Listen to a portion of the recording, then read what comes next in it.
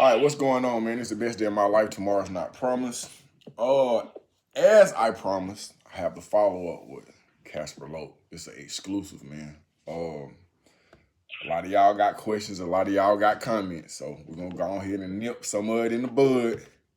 So y'all get out your feelings a little bit. But our goal is to spread awareness and to spread truth, man. But if you disagree, if you agree, get in that comment section, man. Let me know. Let me know how you feel and how you feeling today, brother. I'm doing good. I'm doing good. Casper Loc back in the building. Okay. Already. All right, so I'm gonna dive right in. I created some questions that were derived from some of the things that the people had to say. So let me see if I can. Here we go. Wow. 1 second. Let's see. Okay, here we go. All right, first question. Okay, so you told me if you weren't over 50, don't correct you because you weren't there. That's not what you said. This is how I have it typed up. So, can you elaborate on if the person is not 50 or better, what may they be lacking in reference to the origin of the gang lifestyle in Atlanta? It's real simple. If they're not over 50, they were still in elementary school when it popped off. Okay. So I don't recall too many 8-year-olds, too many 10-year-olds out there gangbanging, or at least who have the knowledge base to understand the formation of the Crips and Bloods and the A. It's nothing against them. Right. I'm just saying you were just not around. You were still in elementary school, middle school. You weren't active in 1990. If you're 43, 44, 45, 46, you're nowhere near a first generation Cripple blood in this city. Right. That's just about when you were born. It's not nothing against you as an individual. It's just about what year you were born. Okay. And just out of curiosity, what was being said? What were people getting wrong about the Atlanta gang scene that made you say that? Shouts out. I'm actually on the site right now. Shouts out to Travis McCants. Okay. And I said something about LTC being started in Gwinnett, and he said I was wrong. And then he talks about the Buford Highway War on GD with the essays and the Gangs of Disciples, which I know all about. He talks about some other things in Stone Mountain and the Raza, Monte Flores, Brownside locals, all the Serenos and all the Northerners who were doing their thing over the Buford Highway and Gwinnett area. But then he posted only 45. And I'm like, cuz, when I met LTC, you was in elementary school. Yeah.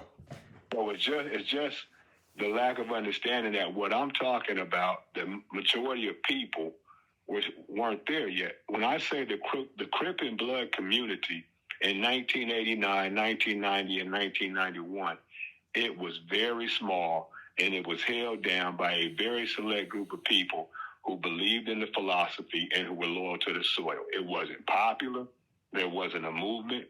It was just a small group of people that had an idea and a concept, and they put it down. And all I'm doing is just shedding light on those individuals who had the heart to represent and stand for their brand back then in the early 1990s, and who didn't get their props. Gotcha. So I'm gonna try not to get sidetracked. So there was a war between GD and the Hispanics back in the day? Oh yeah, it was serious. Oh yeah, Cobb County, Gwinnett, Gainesville, Buford Highway. You had La Raza, Brownside locals, 18th Street, Monte Flores, Florenza 13, just to name a few. And I don't really know dare say politics, but I lived in Brownside locals hood for about a year. Shout out to Big Spotlight and Big Twinkie. Okay. And I would fool with them. And so I used to politic with the 18th Streets. And anytime I would pull up, they'd ask me where I'm from. And I'm like, I'm from Houston, 2 fingers and a thumb. Yeah. And they'd be like, okay, as long as you ain't no GD. Now, back then, the Crips and GDs were allies. We were tight. We never have no issues. But, you know, I wasn't a GD, and I was by myself. I wasn't even banging at this point in time. I'm moving on. I'm messing with the essays on a whole different level, if you know what I mean. Right. If you understand, read between the lines. Right. Don't need to go more that I'm politicking on some grown men. Already. Yeah. So, mind you, I'm speaking from a civilian's perspective, but I think I remember, and I could be wrong, and I don't mean no disrespect to nobody. Was there a thing called 8-balling or 8-ball where the GDs and the Crips was together, or do I have that totally wrong? 150%. There was the big 8-ball. And whenever the GDs and the Crips got into it, they would say the 8-ball was broke. But yeah, the 8-ball was an alliance formed back in the 90s between Crips and GDs. 100% facts. Okay. All right. So back in the day, what did banging over colors really mean? And banging over colors is something. Well, one, people don't bang over colors anymore. Color banging is 100% dead. But banging over colors meant that when you stepped out the house, you made sure you had on some blue shoes. You made sure you had on a blue belt. You made sure you had on a blue hat. You had to represent your colors. You made sure you had on a red belt, a red hat, a red jacket, some red shoes, red shoelaces.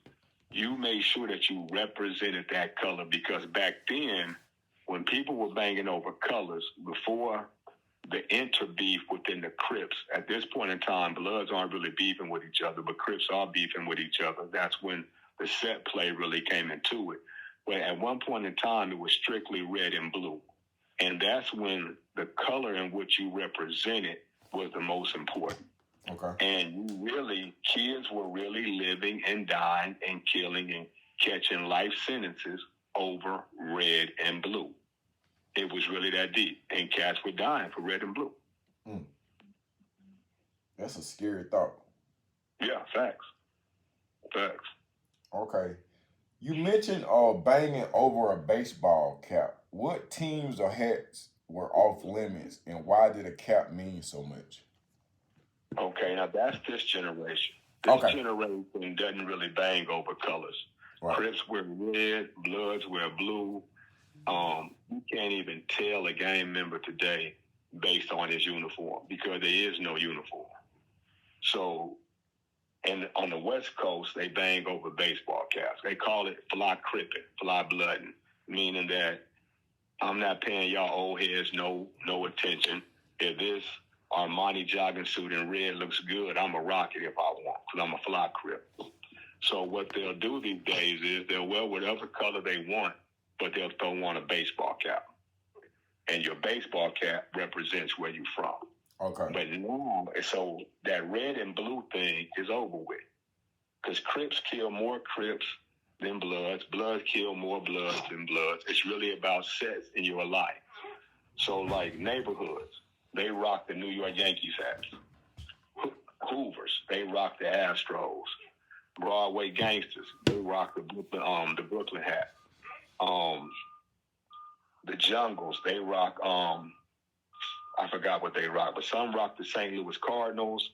Some rock, 30s rock Detroit Tigers. The 40s rock the Mariners.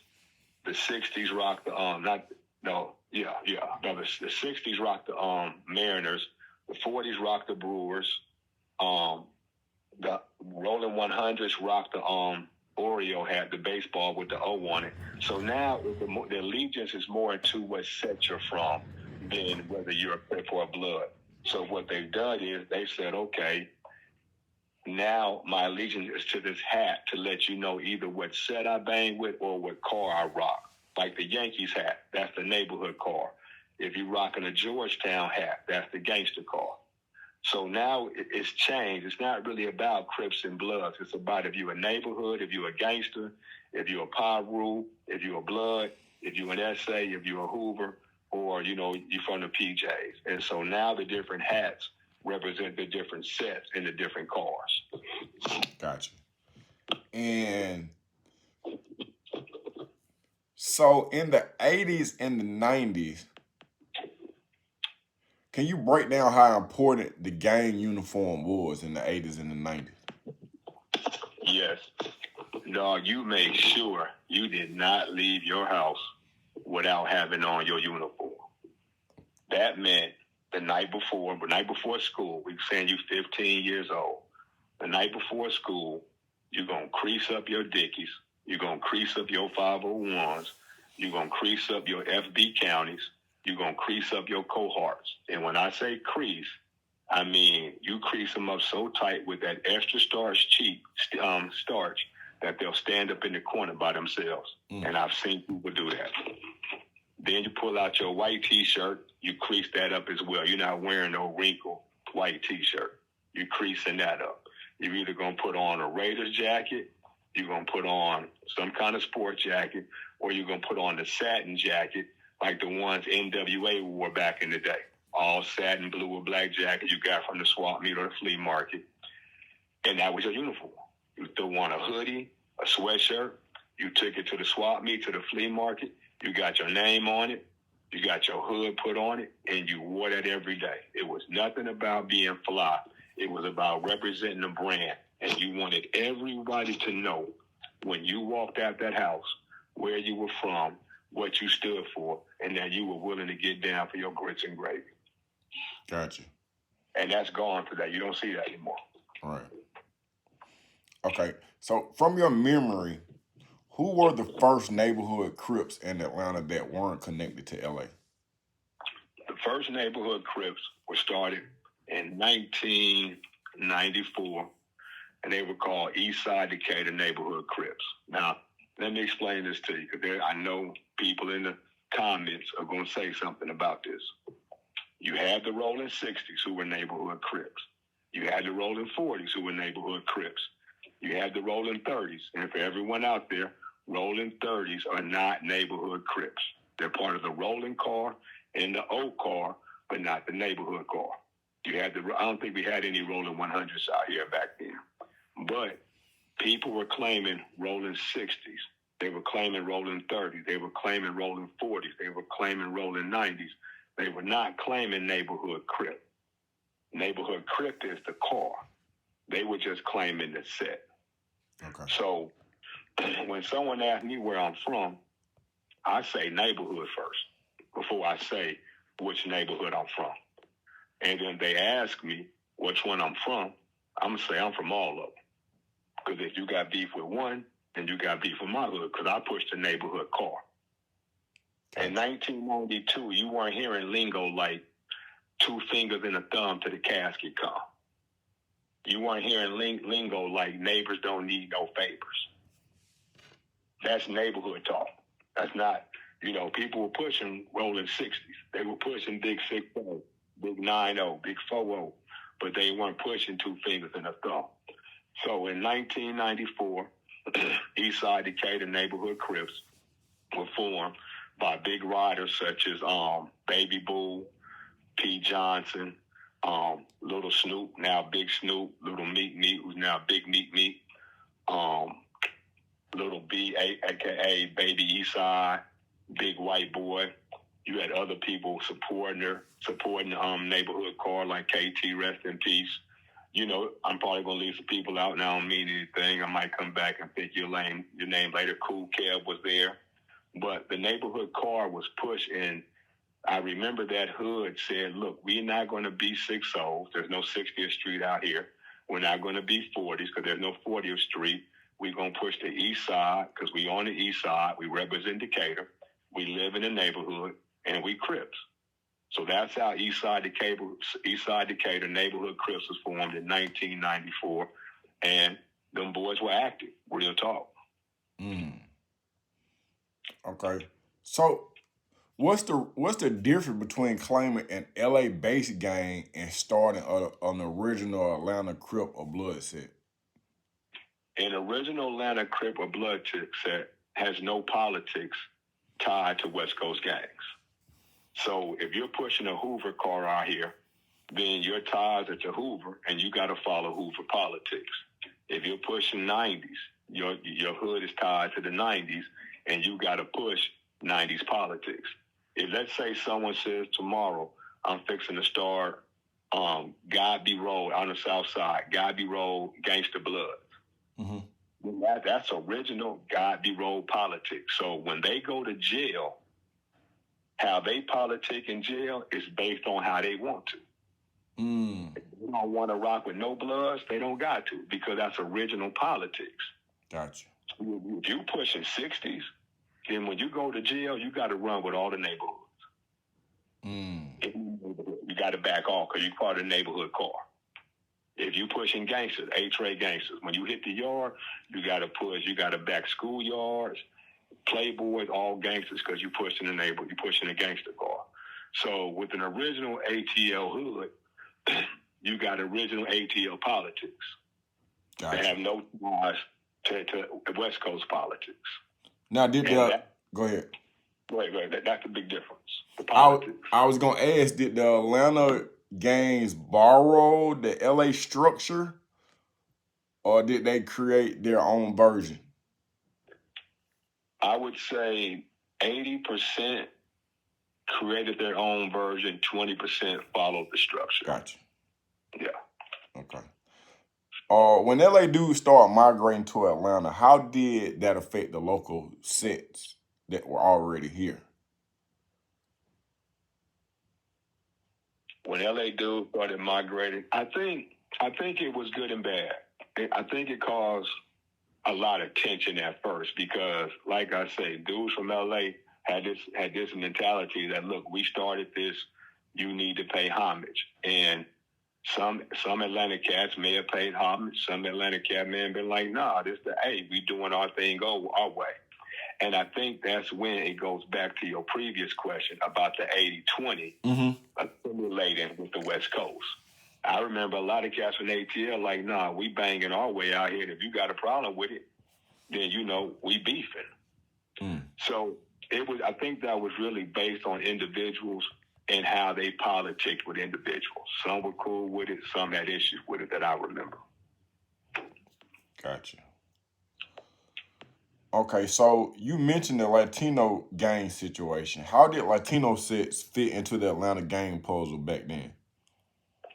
Dog, they were all by themselves. They were isolated. They didn't really politic with the Atlanta gangs. Their beef was really essay on essay. But I want to say this. Them essays, they were straight killers. Their war was back and forth. There was gunplay. They were not playing. They didn't really, like I said, I don't recall any Crips having any beef with any essay. Now, I'm not saying it didn't happen. Right. I'm saying I don't recall. None of the keyways and keyway Swahili for Crip. None of the keyways I knew were tripping with the essays. I knew the GDs had an issue with them. But the essay, in my time when I was hanging out, all essay war was essay on essay. And they took that war very seriously. They were, like I say, when I say back and forth, what I mean is we hit you on Monday, you hit us on Tuesday. We hit you on Wednesday, you hit us on Thursday. And we're going to keep going back and forth until one of y'all realize, hey, I don't want to come outside no more. So let me ask this, because I'm going to step out of my questions to ask a question. So you saying that the essay on essay violence was a real thing, and it could be a real thing now. And of course, the Bloods and the Crips, or the Crips on the Crips and the so this is all. When I look at it from a civilian perspective, you got Hispanic brothers killing Hispanic brothers, and then you got black brothers killing black brothers. To me, mind you, I'm not that smart.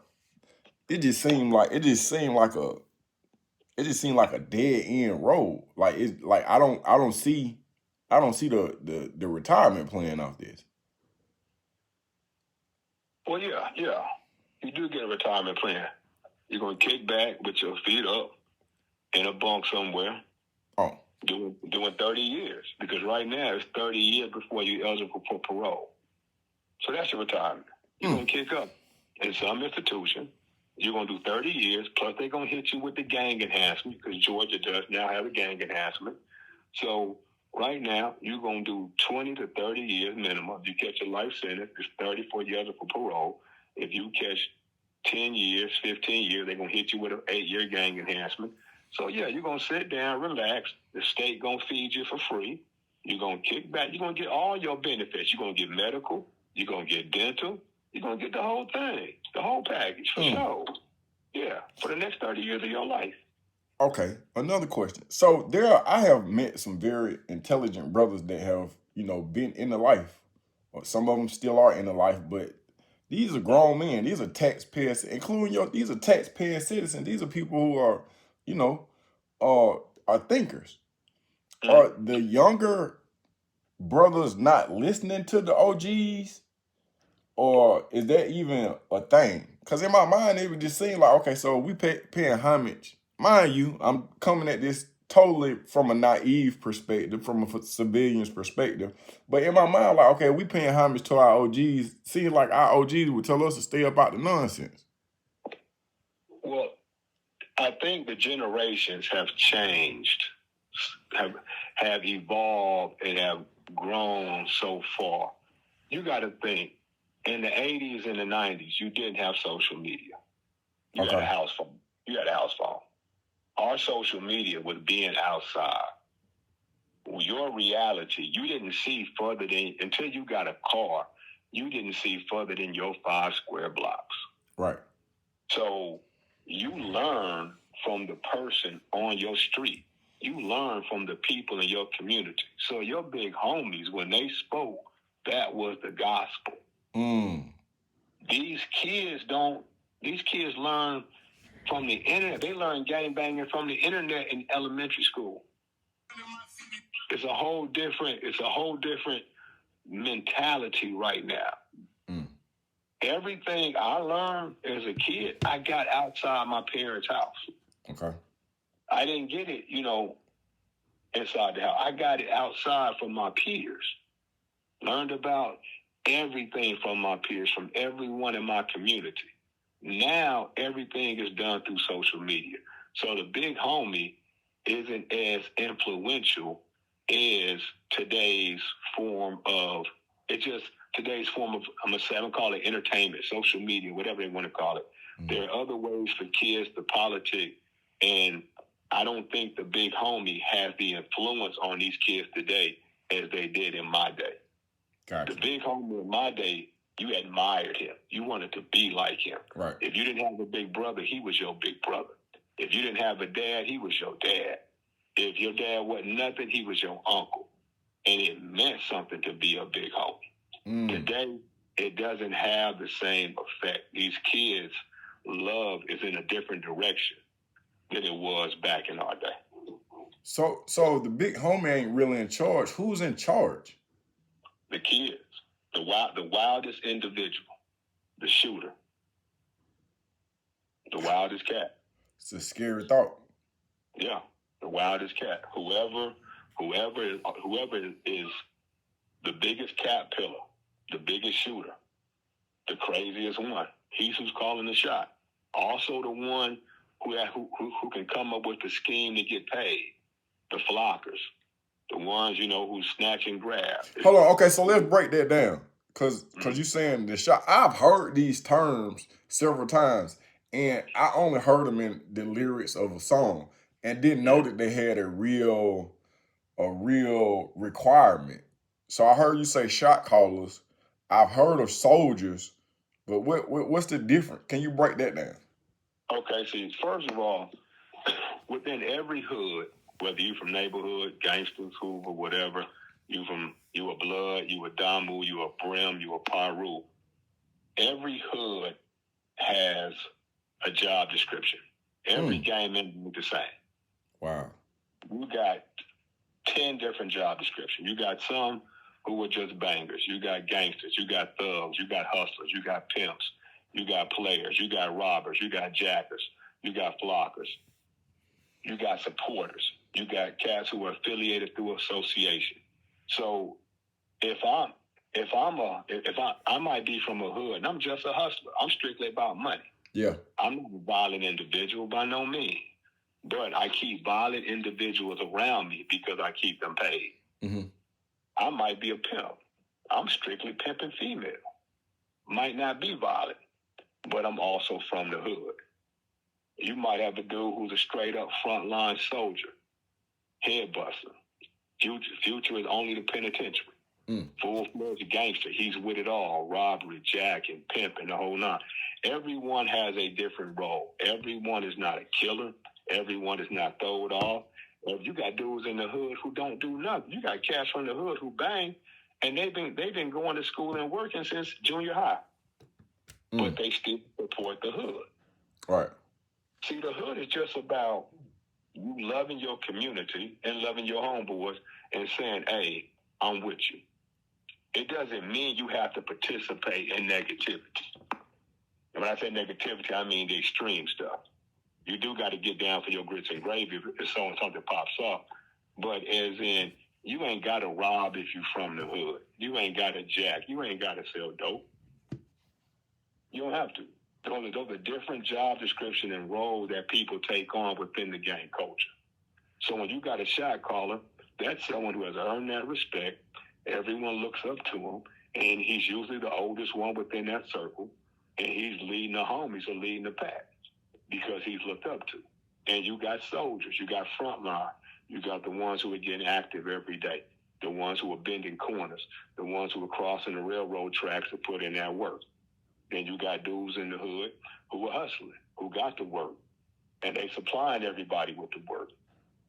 You see what I'm saying? Yeah. Everyone plays their role within that community. Everyone does not have the same job. Gotcha. So what does a gang or a neighborhood hope to accomplish against their enemies? Mass destruction. The original concept is to drop as many bodies and strike enough fear in that community to where they realize we're the wrong ones to mess with. So we're going to shoot, clock. I'm taking it back to the night. Our job is Monday, get up, get a G-Rod, jump in 4D, bend the corner, roll over there, get off on them, come back. Tuesday, do the same thing. May take Wednesday off. Thursday, do the same thing. Friday, do the same thing. By Saturday, when we roll through, we don't want to see anybody on any corner hanging out. Big homie, I'm gonna be all the way honest with you. When from a person who just is a lame in the square and just out here bumping his head, breaking the law, if I saw the gang structure and the philosophy and that mission statement, I'm gonna be honest with you. It sounds like the Bloods, the Crips, and it sounds like these gangs was created by a think tank full of white men. And I mean absolutely no disrespect, but I'm thinking if I wanted to conquer, let's just say I wanted to conquer white people. If I just wanted to have them to destroy themselves, and I had the ability to come up with something where I didn't physically have to get in there and destroy them, that they would destroy themselves, this is the perfect vehicle for that. Go ahead. Oh, there's definitely the philosophy of divide and conquer in that. Definitely, 150%. The same thing with putting a liquor store and a gun store on every corner in our community. The resources are planted there. Now we've given you a reason to kill. Right. The liquor's right there. Now go get drunk, go get your gun, and go put in your work. No jobs. Anytime there's poverty, there's going to be violence. Facts. I say some things because, like, I don't remember if I saw it on the interview, if I was talking to somebody. I did get an opportunity to interview the real Rick Ross. And he was telling me where he was getting his dope from. And he was just like, man, it was so much that was going on. And then somebody mentioned that there was a time, like, in California, I don't know if it was Compton or LA or where it was, but the shootings would begin to decrease, or somebody would come up with some form of peace treaty. They said they saw white officers dress up as a different gang and go through the hood and get it back popping. Oh, that's been going on for years.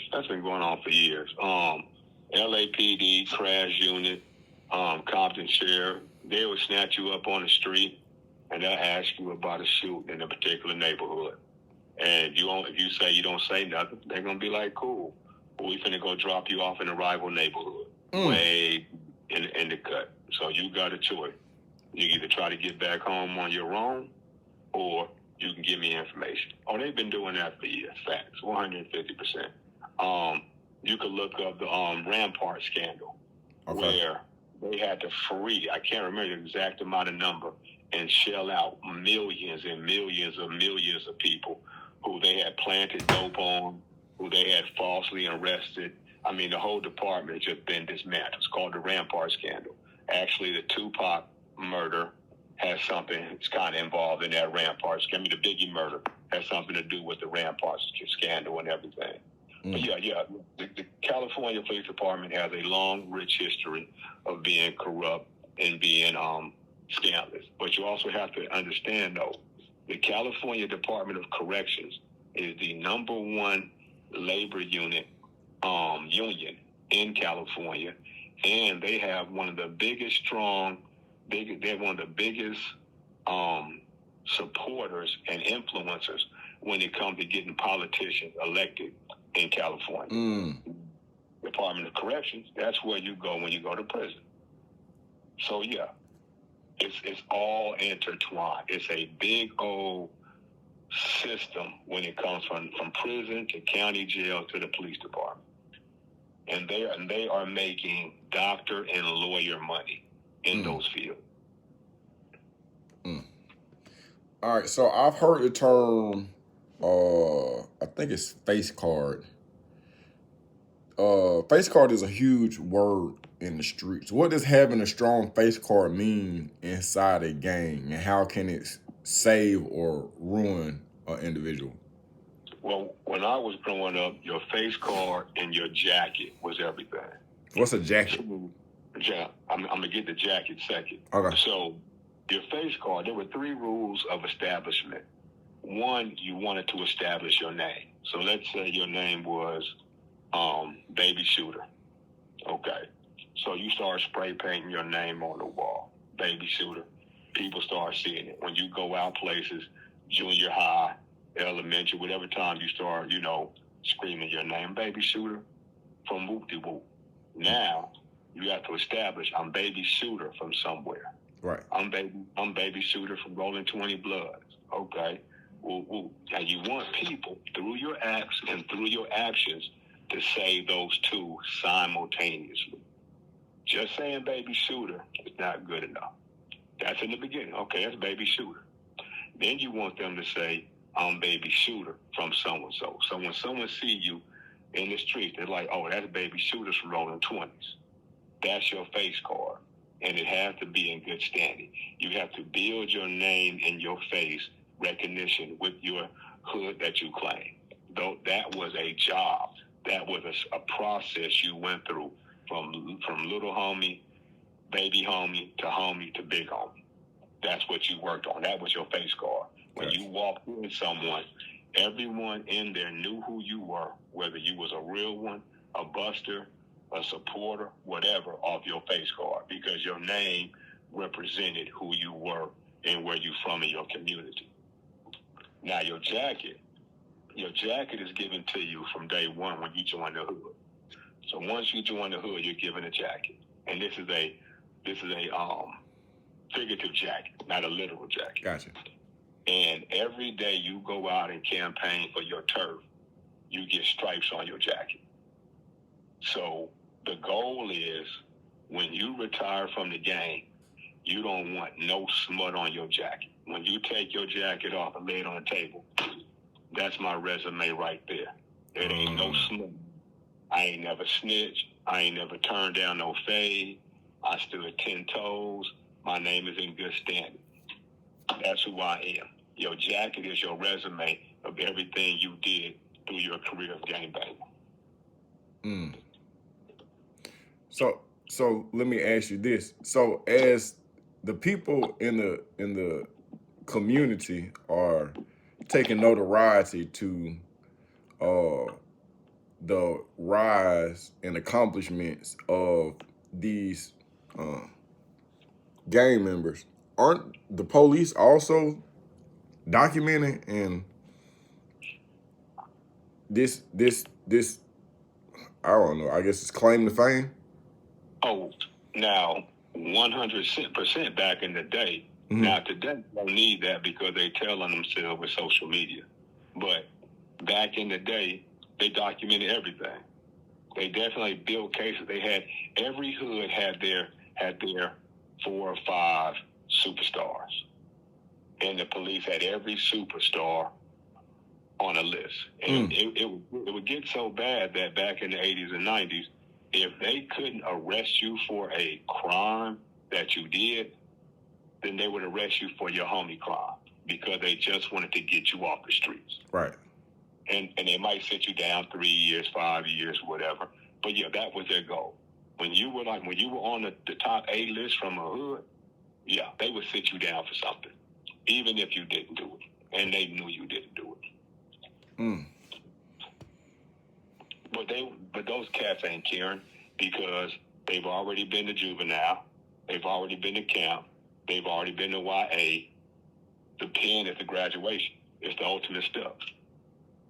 Yeah, it sounded like it was created by the. I'm not gonna keep saying it because I don't want to come off as being disrespectful. But when I look at certain things, I just I try to think about the origin, and it just sounds like this. I'm not gonna keep repeating myself. Okay. How did false jackets get put on people, and what happened when a jacket turned out to be a lie? False jackets get put out because of hate.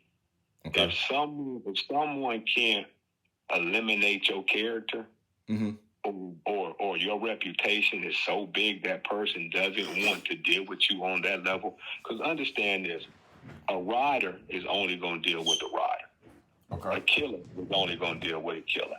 A shooter is only going to deal with a shooter. You're not sending a regular banger to deal with one of those. Those are the top 3. That's the creme de la creme. So if let's say a shooter then hit somebody's girl, and you know every beef starts over a girl. So he didn't hit this dude's girl, but this dude don't want no smoke with her because he know, hey, I'm going all the way out. Hell, jail, or the hospital. I'm with all of it. So yeah, he'll put a false narrative out there on somebody, put some smut on his name. And you know, just like we do, hate loves hate. And that hate will snowball. And next thing you know, he got a snitch jacket, he got some kind of jacket, or, you know, he could drop a dime with the police. You never know. But yeah. Okay. All because of some hate. So let me ask you this. I don't know how deep you can get into it. I don't know if it's public information, but is that similar to what happened with my man Nip? Nah. Okay. Nip died over the simple cardinal rule. Which is? Don't call someone a snitch unless you can prove it. Okay, so then he questioned my man's jacket, right? Yeah, he did. There you go. He questioned his jacket. And within that community, that's an offense punishable by death. So I'm confused because in the eyes of the game, my man was justified with his response, right? And the average hardcore gangbanger doesn't have a problem with that. 150%. He was definitely justified. But then that man, from my understanding, he catching hell. They did something to his people, and nah, that's not true. Nobody from his family was armed. For real? Nah, no one from his family was armed. On the news or on social media. Yeah. Yeah. On social media. Yeah, social media. Yeah. They had said. That has been verified by very reputable sources. Nobody in his family lives right there in 60s. Nah, no one in his family has been harmed. Wow. Well, you got to think, he's in prison now. He's on a 50-50 yard, so that's kind of like a protective custody yard, dropout yard. Okay. But he hasn't been killed yet. He's still programming. Gotcha. Yeah. But you understand, Nip, if you listen to Nip's music, Nip told you he was an active gang member. He claimed that. He said it numerous times. So, and there's a saying in the rolling 60s, you're not a 60 till you kill a 60. They are very scandalous of it. Very scandalous of it. So Nipsey told the dude strictly this, hey man, I heard, you know, Cat saying you snitching, homie. You might want to check on that.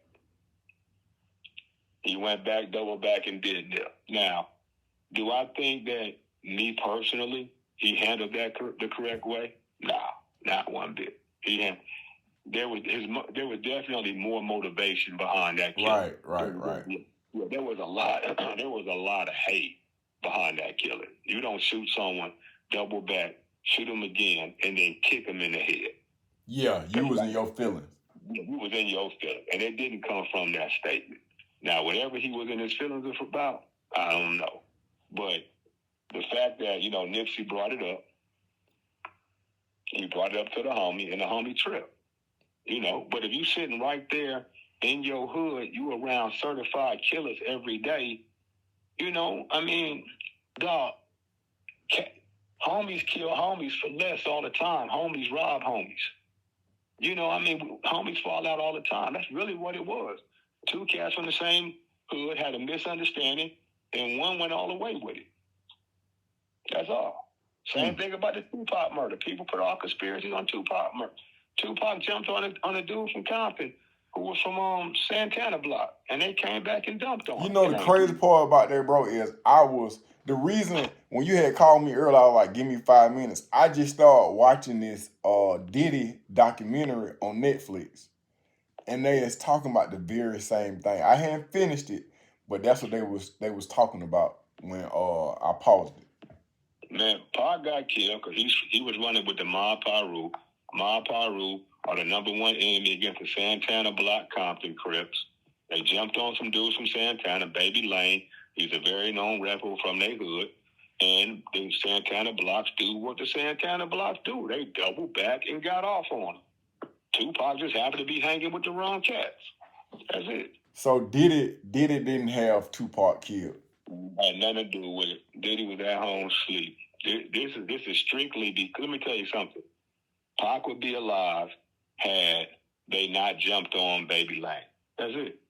They jumped on a killer. They jumped on a certain. That's what I was hearing. They were saying Baby Lane was about that life. He was one of the ones. Yeah, he was a real one. He was a real one, certified from Santana Block. And Santana is a very reputable. Santana is like the A-Trade gangsters in L.A. They are very reputable. They are shooter hood. They are a shooter hood. That's an OG hood, a very reputable hood. Them boys get down. They got a lot of shooters from their hood. And the mob got some shooters too. And that was really just some Crip and blood stuff. It was really just gang politics. Pot just happened to get caught up in it. Damn. So then, I know this is off topic, and I said I wasn't going to do this. So then, what about when Biggie got killed? Now, Biggie was a paid hit. Biggie got killed by Poochie. I can't think of his first name. Last name is Spouse. He got killed by Big Poochie from Mob. He got paid $30,000. He only got $15,000 for it, and he got to keep. I want to say that he got to keep a car, but he got paid $15,000 by Suge's baby mama. Suge had to sit down from the pen, $30,000 to have Biggie knocked off. But the shooter's dead. Poochie is dead though. He died probably about 2 or 3 years after killing Biggie for $30,000. That's a well-known fact. Compton PD know that. LAPD know that. The problem is the shooter dead. They can't do anything about it. So they got my man Kiefer D. Yeah. Mm-hmm. They got him banged. You think they're gonna prosecute him, or what's the deal? That's a real tricky situation. I mean, you can't charge him with first-degree murder because you can't prove he pulled the trigger. You might can get him with accessory. But you can't get him with first-degree murder because he didn't pull the trigger. Everyone knows he didn't pull the trigger. Right. Yeah. Okay. I mean, you could charge him with accessory to murder. He was in the car. You I mean, that's a fact. You can charge him with accessory. Okay. But not for degree murder because he wasn't the shooter. All right, I'm gonna get back on track, homie. What does your hood name say about you?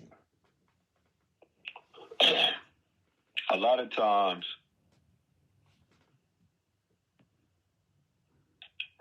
how I want to put it, your hood name is either going to have a physical characteristic to you. It's going to have a certain kind of trait that relates to you. Something like that. Like if cats call you Snoop, 9 out of 10 times either you watch Snoop, the little cartoon Snoopy as a kid, or you look like Snoop Dogg.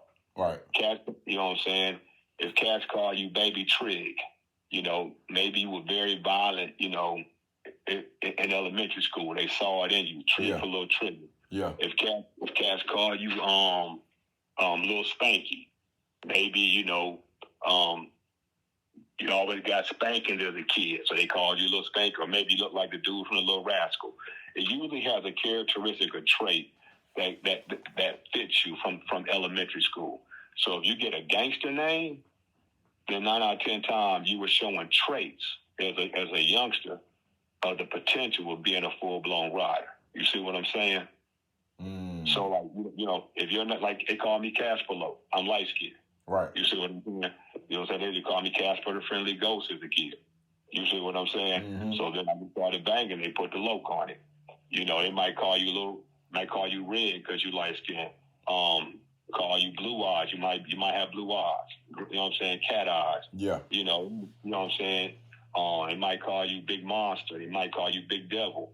You know, because you was a savage. You know, so your attributes and the way you look has a lot to do with the tag that you're gonna be getting. Gotcha. But then understand now, if you get a name like Monster, Devil, Wolf, any kind of aggressive name, you got to live up to it. You got to live up to it. Dang. Yeah. Okay. Because you can't be called Big Baby Devil and you a star.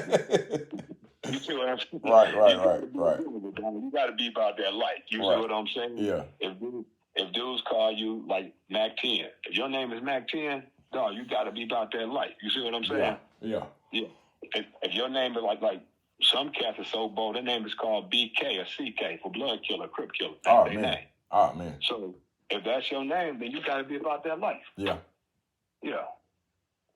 Right. What's the difference between a gang member, a gang banger, and somebody who just hung around? A gang banger is active. Okay. He's active. Like I say, every day he goes out, he got on his uniform. He's ready to trip. He's ready to get down. You ask him where he's from, this is where I'm from. And right then, y'all decide how you going to work it out. A gang banger, he might not be that active. He might be trying to go to school. He might have a job. He might have a kid. Now, he's still going to represent his turf because you got to. You know what I'm saying? You're still going to represent your turf. But a gang member ain't always looking for that drama and that smoke. Right. You know what I'm saying? He ain't tripping. If you ain't tripping, he ain't tripping. And a lot of time, the gang member has outgrown being a gang banger. Right. So, go ahead. When the police come, are they separating the gang members from the gang bangers, or are they just, oh, y'all come on with it?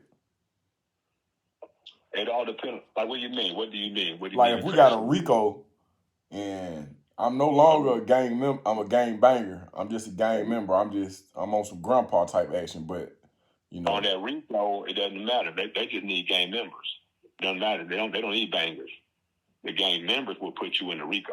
That's the organizational structure. Gotcha. Yeah. You ain't got to be active or inactive. You just got to be a member to get hit with the RICO. So essentially, a person that is not active, they are subjected to go down for something that somebody who is active has done. No. You definitely have to be participating in criminal activity. Okay, You gotta be participating in criminal activity. Okay, so let me say it a different way. Let's say, I am an active gang member, and I associate every now and again, but it's not my day to day. I don't come out the house ripping it, but I do have some dealings with my people, and then my people they up under this RICO, where they've been investigated for 5-6 years, where they got all this, they got murders and robberies and pimping and all this. So, but I'm not in that. I'm not hardcore no more. Am I going down? If they got you on that, they got you on tape going to pick up a little 20 sack of smoke from your homeboy on the wrong day, you could get tied up. Yeah. If they got you, and they probably don't even want you. They just want to try to squeeze you to flip. Yep. But they got you on tape 3 or 4 times, and they already know because ain't active. But he rock with big snacks. So hey, okay, let's see what we can squeeze him for. Tell him we'll give him 5 years if he don't talk. Okay, so looking back, why do you think so many young dudes are willing to risk everything, freedom, life, over colors, territorial respect? Well, okay. Respect has always been, I'm going to separate respect in neighborhoods and colors. Okay. Respect has always been something that we struggled with in our community for years. Agreed. Moving back to the 50s and 60s and 40s. We've always fought over a female. We've always fought over your mama joke, playing the dozens. So we have been standing on that business of respect for years. The problem with us is it's magnified by 100 in our community versus other communities. White communities,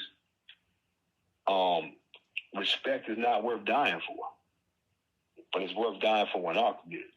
We have a very skewed view of respect. It's a twisted view of respect. And it's because we have so little to respect within ourselves that what we do find to respect in ourselves, we give it 150%. I have Hush the Crip tatted on my neck. I have yet to see a white person with Republican tatted on their neck. You see what I'm saying? Yeah. You don't see that. You don't see cats walking around here with capitalists tatted on their neck. No, but I have seen some with some rubber flags. But guess what? That's an ignorant community just like ours. Ignorance doesn't see color. Okay. Ignorance ain't racist. Trust me, ignorance is not walking around saying, I can't mess with you because of your skin tone. Right. There's ignorance in every community. But, because of respect is something that is so defined in our community, it's so steep in our community, it's so enriched in our community that we go up and beyond to make sure that our manhood, going back to the prison thing, our manhood, everything is about manhood with us. Everything. And I'm not even talking about being assaulted in prison, just your manhood on the street. Being taught as a kid, don't get chomped out. You don't want to get chomped off. You don't want to get punked out. Yeah. That's been taught to us since elementary school. We have been raised on respect because our community has a very skewed view of respect. And the wild part is we get disrespected on a more important level daily. All the time. Right. Now, killing over colors and killing over neighborhoods, that's because when you don't have anything to love, whatever shows you love, you will love. And in those communities, a lot of kids, for whatever reason, whatever they're lacking, there are all kind of social issues and factors that kids are lacking. But that gang culture for years in our community has been the one thing that, let me tell you something about gangs. Gangs do not discriminate. You can have a limp. one eye, no money, can't talk, whatever, and the gang will accept you. They're gonna love on you regardless of how you come. Exactly. It's the one culture within our community that does not discriminate. They accept anybody. You know what? You know what? I have been wrestling with certain things. When you said what you just said just then, it gave me a totally different perspective. Because we all have these things that we're not sure about ourselves. Everyone has some form of insecurity. Yep. Everyone has some, and every neighborhood community will accept you regardless of your insecurities. And love on you and show you love. Yeah. Even if you can't fight, you ain't even got to know how to fight. They'll call you no hands. Baby, no hands. Damn. And they'll show you love. With that being, now I understand so much more because we all want to belong to something, bro. I don't care who you are. Whether it's a fraternity, a sorority, a mason, you wanna belong to something. We all want to be loved. Yeah. Yeah, right. Damn. And that community will always greet you with open arms.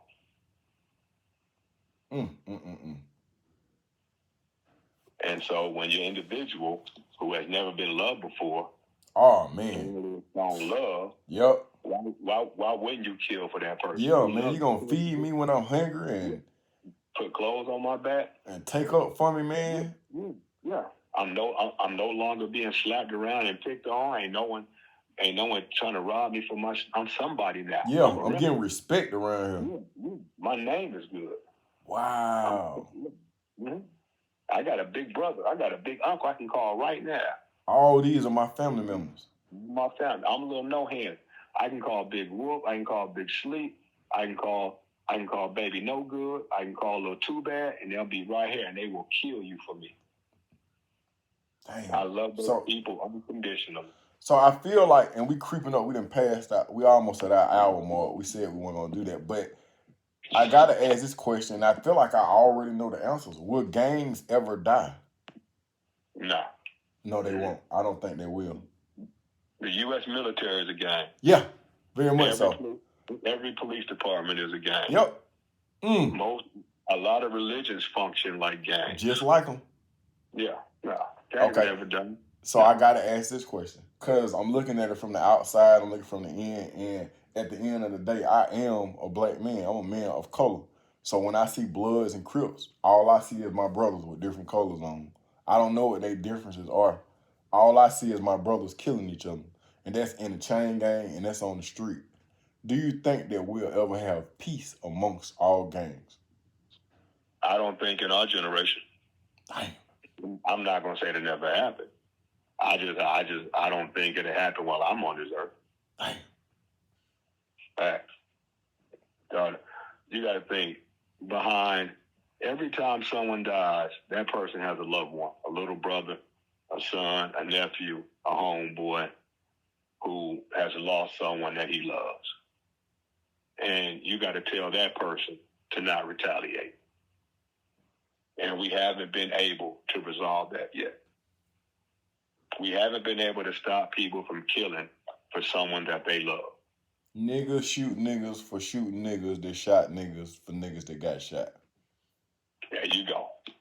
Well said.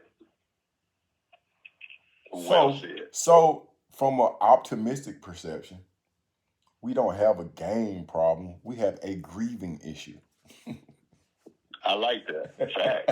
I like that. We have a grieving issue. We hadn't fully developed our ability to grieve like adults.